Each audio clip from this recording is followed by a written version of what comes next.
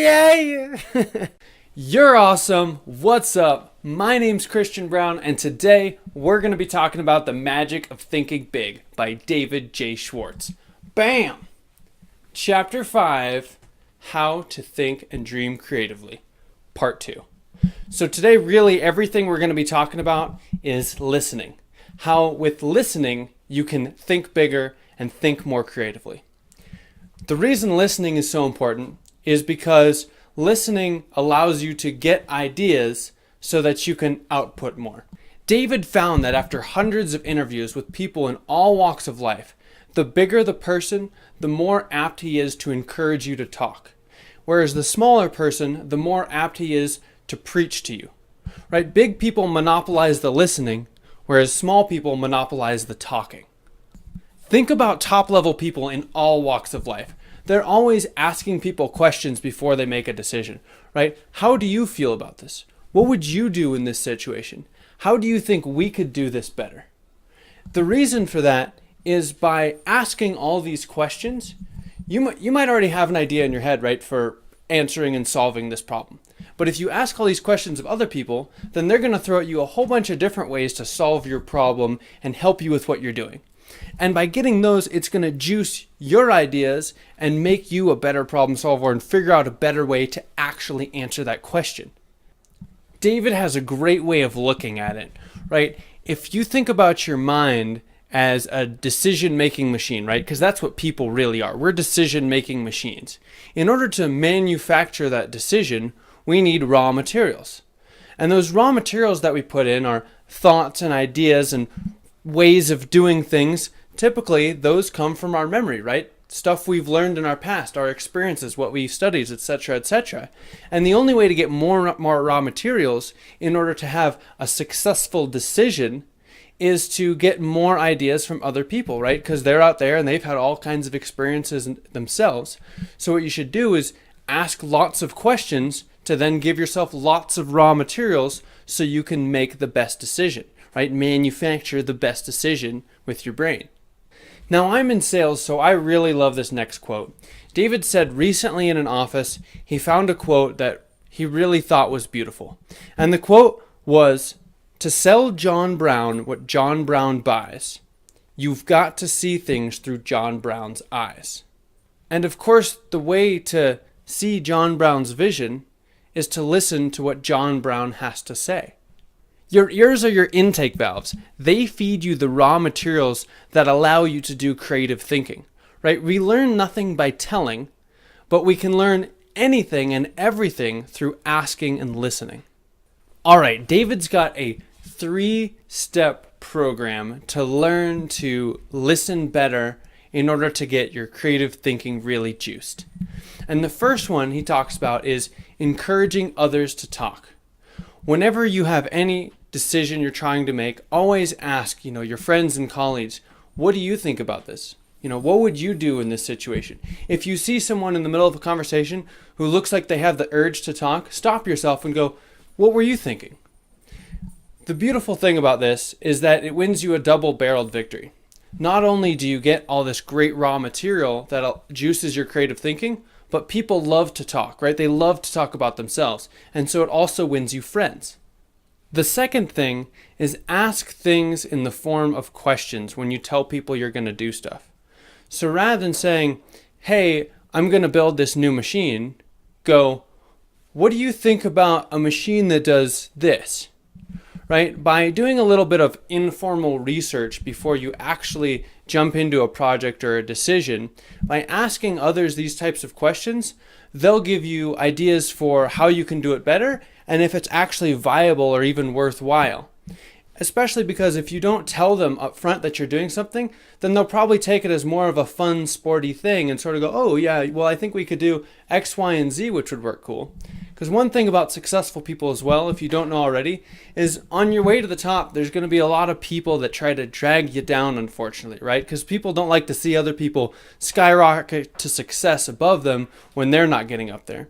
So by asking others about things that you're planning on doing, it really ends up not only winning you friends, but helping you out to decide if it's worthwhile as well. The third thing is concentrate on what the other person says. Now, this is super, super key. When you're having a conversation with someone, you should always pay very special attention to listen to them. And we're talking real listening, not you talk to someone, they say something to you, and then as soon as they're done, you spit out what you have to say.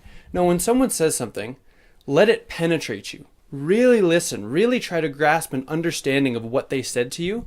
And after they do that, even taking a second or two before you respond really shows them that you cared and you listened. And people really love this. And it's great for you because you actually gain that mind food a lot more than just instantly spitting something out afterwards. There's this story I met of a man who went to a friend of a friend's house, and they were all there to eat dinner. And after everyone had chatted and they'd enjoyed their dinner and all that, everybody was kind of going off and doing their own little things. And it turned out that the man of the house was actually a botanist. And the original man who came was very interested in botany. He didn't really know anything about it. And what ended up happening is everybody else went and they talked about all kinds of other random stuff and were having fun partying in the other room. But they ended up just sitting with each other and for I think it was over an hour talked about botany. And here's the thing, the original guy was much more successful, knew all kinds of different stuff, but he was just so interested in what this guy was talking about that of the hour they were talking, he said at least 95% of it was the botanist talking because he kept just asking him questions. You know, is it true? What do you think about this? Oh, what about these plants, that, and the other? And at the end, when everybody left the party, the botanist came over to him and he was like, thank you so much. You know, you're the most impressive conversationalist I've ever had a conversation with. And it's so funny because in hindsight, the guy had barely said anything at all. But because he just focused on him so much and he just really wanted to listen, he let everything penetrate him. It was so impressive to the other man, and the man appreciated it so much that he just loved him by the end. All right, back to listening, back to talking about input and output. Now, this is something outside of this book that is my belief in life. And what that is that in order to get great output, you have to have good input. Right? If you eat bad food all the time and you just live on pizza and sugar and candy and you drink soda all the time, you aren't going to look super good and your skin's probably going to be kind of bad. Sports and stuff are going to be hard. Like I have this friend in college who he looked very fit. You'd look at him, you'd think he was a very fit guy, but he smoked hookah almost every single day. And I remember hiking up a pretty close trail to us that wasn't that big of a trail. It was like 15 minutes, but it was really steep. And by the top of it, we're all huffing and puffing for about 30 seconds, and then we were done. He didn't stop huffing and puffing the entire time we hung up there, which was like 10, 15 minutes before we turned around. And he was just like, yeah, dude, I can't believe this. Like, oh my goodness. So what you input is what you get out. And going back to what we're talking about today, the reason that I have started this channel and the reason I'm so interested in self-improvement books and telling you guys this stuff is that I believe that if you get this self-improvement information in you all the time, it allows you to have great output in your life. Right? If you're a salesperson and you read sales books all the time, you're going to become a much better salesperson than the guy right next to you.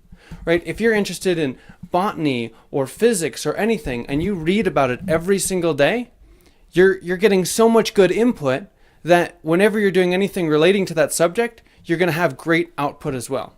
I really believe this in all aspects of life. No matter what I've done in my life, I've found that if I read a book about it first, I end up miles ahead of anyone else who's starting at the same point.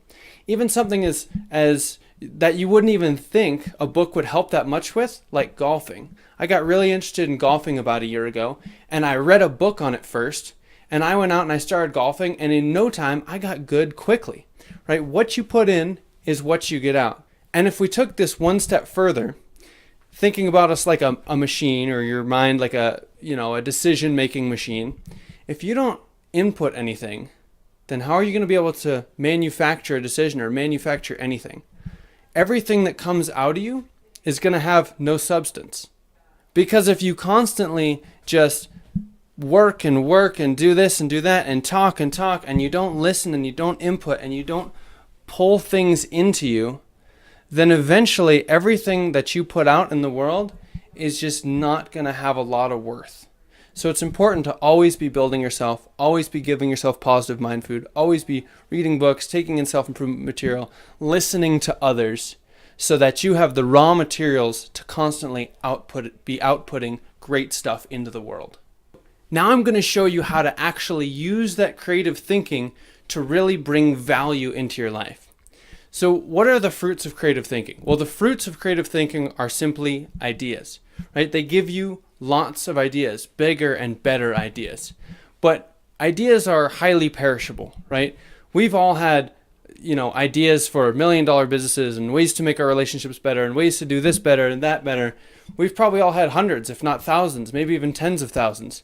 But within a few days' time or a week or more, they're gone, right? They get lost.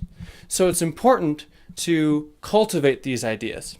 David talks about how an oak tree produces enough acorns to populate a decent-sized forest every year. But out of all those acorns, only one or two actually end up growing into trees. Similarly, it's the same thing with ideas for us. So how do we actually take these ideas and nurse them into a great value thing in our life? Here's how we do it. First things first, don't let ideas escape, right? Every day, if not every week, you're coming up with ideas for how to do things better, how to make your life better, or business ideas, or who knows. You've got to write them down. In fact, I think it's so important that I always carry a notebook around with me, right? I've got this little guy. It's only about 5 inches tall, maybe 3 inches wide. It's tiny, not a lot of space to write a lot. But when you come up with an idea, usually you haven't fleshed it out anyway, right? It might only be a sentence or a couple sentences that in your mind, you could extrapolate this into so much more. But then you take this, and when you get home every day, well, at least when I get home every day, I transfer it into this guy. So that no matter what, I always have these great ideas. But like we talked about last time, that lady who in 4 years had 4 successful retail stores, every week you got to go through them and actually figure out which ones are good and which ones are bad, and cross out or get rid of all the bad ones, because there can be a lot of wasted ideas or ideas that aren't actually quality for you. Now we're going to get on to the second thing, which I guess I actually just talked about. It's reviewing all your ideas, figuring out which ones are good, and making sure that you should cultivate them. Third, cultivate your ideas. Figure out what you can do to actually make them bigger, better. Try to relate them to something in your life that you can actually do right now. Every week, maybe take just an hour, but at least an hour, and go through all your ideas and go, okay, how can I make my relationship better with my girlfriend? How can I make this business more successful? How can I, sell more clients each week? And once you have all these ideas and you start asking all these questions, the solutions will come to you, and then you can start implementing them every week to become a better person every single week of your life. All right, so now we're going to do a recap of today. Very short. David's basically got 2 listening tools to think creative. The first one, practice asking and listening. Ask and listen, and you'll obtain the raw materials for reaching sound decisions. Remember, big people monopolize the listening, whereas small people monopolize the preaching, the talking. The second thing is stretch your mind, right? Get stimulated. Associate with people who can help you think of new ideas, new ways of doing things, and mix with people of different occupational and social interests. If you're constantly getting input from all kinds of different interesting people and different interesting places, it's going to juice your mind for positive output all the time. Don't just, if you're a lawyer, don't just hang out with lawyers all the time, right? Hang out with an engineer and a sales guy and someone who is a chef, right? If you're trying to constantly be talking to all sorts of different people, it's really going to juice your mind for ideas that help you in the long run all the time. People from all walks of life have different ways of thinking about things, different ways of solving problems. And if you can learn from all of them, it's only going to make your life better. Thank you so much. Super appreciate it. Please subscribe. I'd be stoked if you share this with your friends or anyone else who you think would benefit. Comment if you have any questions or whatever. Thank you so much. And as always, whatever you're going to do, make it happen now.